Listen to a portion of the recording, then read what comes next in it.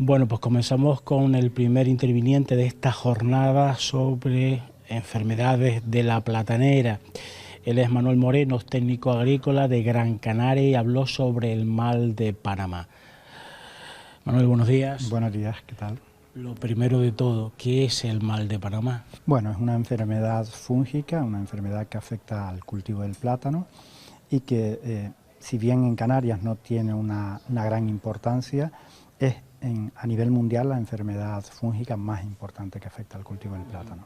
Es una enfermedad ya conocida por los agricultores. Nosotros aquí en Canarias la tenemos desde el año 1920, existen referencias, por tanto sí, es una enfermedad bien asentada aquí en nuestro archipiélago. Manuel, ¿cuáles son las condiciones de la tierra, bueno, pues las condiciones que propician la aparición? Fundamentalmente suelos pesados, suelos ácidos, suelos salinos, aguas de mala calidad, aguas con conductividades eléctricas muy altas, y cuando se dan determinadas condiciones climáticas, inviernos fríos, pues en ese caso se da el cóctel perfecto para que se produzca el desarrollo de la enfermedad que siempre entra en el cultivo del plátano por el sistema radicular, y esto es importante señalarlo. Una vez que detectamos por las hojas, por el color, que tiene mal de Panamá, ¿qué debe hacer el agricultor? Lo más importante de todo es intentar evitar que se disperse esa enfermedad, que afecte al resto del cultivo, y por tanto lo prioritario es primero que nada marcar aquella planta o aquellas plantas que nosotros entendamos que están mostrando síntomas de la enfermedad, y después, como medida de precaución, encalar el suelo, es decir, aplicar productos con base de calcio al suelo que aumenten el pH de manera brusca y de ese modo impidan o dificulten el desarrollo de la enfermedad. Hidróxido cálcico sería... Podría emplearse hidróxido cálcico, se puede emplear yeso agrícola, triosulfato de calcio, y cualquiera de estos productos que produzcan una subida del pH del suelo y que aumenten los niveles de calcio pueden ser recomendables. Sí, pueden ser. Para evitar la dispersión de esta enfermedad, lo primero de todo, no tocarlo.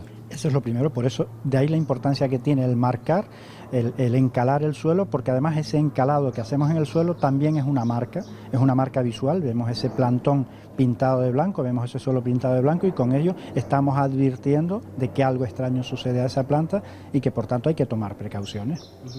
No se debe actuar ni con deshijado, ni incluso pasar el cuchillo. Se tienen que tomar precauciones, es decir, son plantas que sí se pueden y que sí se deben deshijar si se van a mantener en cultivo, pero estas deben ser las últimas plantas a deshijar dentro de un ciclo de deshijado, por ejemplo, y siempre hemos de procurar que esa labor cultural se realice en los meses de verano, cuando la planta está más vigorosa y cuando sean quizá las peores condiciones para el desarrollo de la enfermedad. ¿Podremos, una vez hecho esa limpieza, erradicarla? Es muy difícil. Es muy difícil, es muy difícil, pero eso no quiere decir que nos tengamos que preocupar.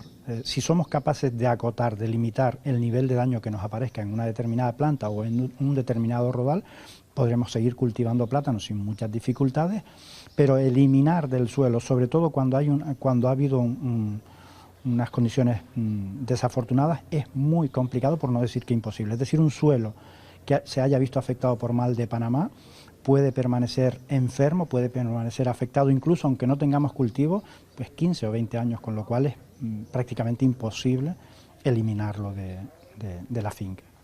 Era uno de los ejemplos que usted ponía, que había 15 años que había vuelto otra vez el mal de Panamá.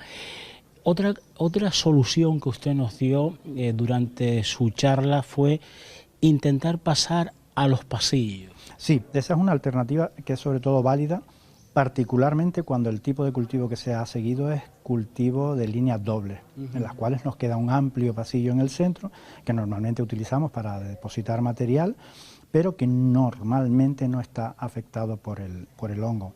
Entonces, si realmente tenemos un nivel de afección del 50, del 60, del 70% del cultivo, a pesar de haber puesto en práctica todas esas medidas culturales que antes decíamos, control del agua, salinidad y demás, si hemos hecho todo eso y a pesar de eso no paramos la enfermedad, podremos dejar de cultivar en las líneas en las que les estamos haciendo, retirar todo el material vegetal afectado de esas líneas y emplear como nuevo emplazamiento del cultivo los pasillos centrales, Y se puede hacer perfectamente, sí, sí.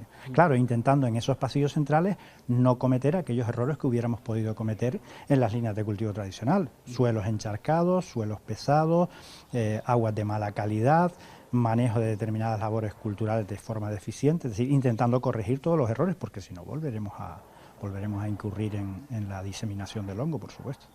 Muchos de los agricultores que nos están viendo en este momento a nivel regional nos están indicando, bueno, pues nosotros hemos hecho siempre la quema de esa planta del entorno.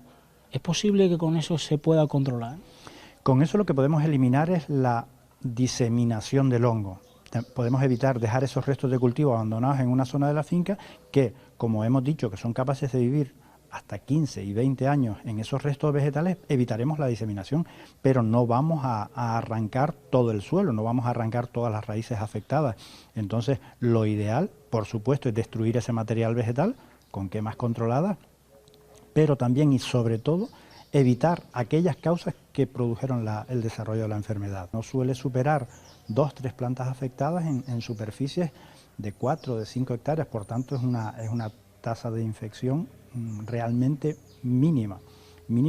Claro, es importante recordar en este aspecto que nuestros mayores, los agricultores tradicionales que conocían esta enfermedad, sabían adoptar las medidas de precaución adecuadas para evitar la dispersión, es decir, inmediatamente marcaban las plantas afectadas, les retiraban el riego, las dejaban secar, y eso quizá en los últimos años hemos relajado un poco esos aspectos tan importantes, y por ello es necesario incidir en que desde el momento en que detectemos una planta enferma, lo más importante es marcarla y sobre todo evitar la dispersión del hongo. Bueno, pues nos encontramos con la segunda ponente de esta jornada, ella es Carmen Gómez del Instituto de Agricultura Sostenible de Córdoba. Ella habló sobre microorganismos antagonistas que pueden un poco oponerse al mal de Panamá. Vamos a saludar. Carmen, buenos días. Hola, buenos días. ¿En qué consiste tu estudio? Pues básicamente nuestro estudio consiste en ir a la raíz de la platanera y obtener microorganismos que están en el interior y enfrentarlos en laboratorio frente a el mal de Panamá, al hongo responsable de la enfermedad del mal de Panamá. Y una vez que comprobamos que pueden causarle algún daño, reducir su crecimiento, por ejemplo, usarlo para hacer pruebas en campo. Primero in vitro con plantas y luego en campo para ver si podemos reducir el índice de enfermedad. De esos microorganismos has encontrado bacterias y hongos también, que son antagonistas. Creo entender que tenías 88 recogidos, ¿no? Sí, inicialmente obtuvimos una colección de unos 800 aislados procedentes de la raíz de banano.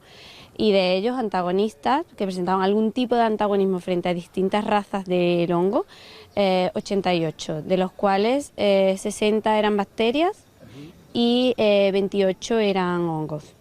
Bueno, pues Carmen también, conjuntamente con todo su equipo en ese Instituto de Agricultura Sostenible de Córdoba, ha realizado pruebas, aparte de laboratorio, también con in vitro. Al principio han tenido ciertas y determinadas dificultades, normalmente el clima no es el adecuado, pero bueno, pues están tratando de corregirlas, sobre todo ya le apuntaban aquí que era tema de alimentación, quizás era tema necesidad de más suelo para el tema de las raíces, pero bueno, eso ya ustedes lo están controlando y van a seguir haciendo pruebas, ¿no? Sí, ahora mismo estamos haciendo nuevas pruebas para poder desarrollar las plantas de manera óptima en nuestras condiciones y introducir el patógeno y poder observar realmente los síntomas de la enfermedad.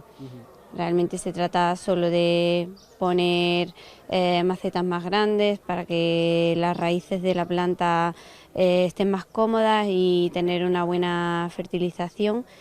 Y yo creo que estamos en el camino y enseguida que tengamos estos resultados, pues comenzaremos con esos buenos antagonistas que hemos detectado en las raíces de la platanera, comenzaremos a testarlos en planta para ver si realmente son efectivos, porque ya sabemos que No siempre aquellos resultados que se obtienen en el laboratorio in vitro luego se confirman en planta, tanto en invernadero como cuando ya extrapolamos a campo. De hecho, ustedes habéis hecho trabajos también con otros cultivos en el instituto, ¿no? Sí, nuestra trayectoria se ha centrado en la verticilosis del olivo y en la búsqueda de organismos antagonistas de esta enfermedad fúngica. De hecho, hemos probado algunos de esos antagonistas que teníamos buenos frente a la verticilosis del olivo, los hemos probado in vitro frente al hongo causante del mal de Panamá, y algunos de ellos pues tienen un fuerte antagonismo frente al hongo, o sea que podrían ser también candidatos. Lo que pasa es que nos gusta centrarnos en organismos que ya estén adaptados al nicho en el que van a ser aplicados.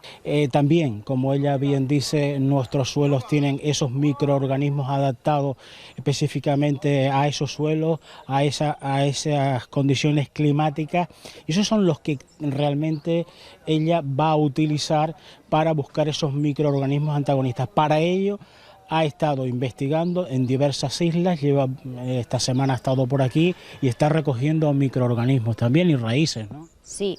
En principio iniciamos nuestra colección con microorganismos solo de la isla de Tenerife, pero consideramos oportuno que se merecían su espacio los microorganismos del resto de las islas, porque cuanto mayor diversidad tengamos, mejor, y además lo que se pueda aplicar en una zona no tiene por qué ser efectivo en otra. Entonces intentamos buscar la solución en el lugar donde está el problema.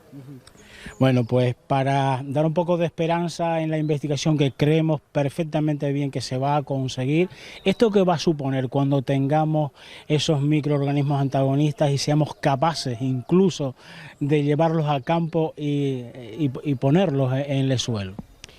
Hombre, yo creo que va a suponer una reducción en la aplicación de químicos, una gestión mucho más natural de los recursos y al final pues redundará en una mayor sanidad en el cultivo y un producto más saludable para el comprador.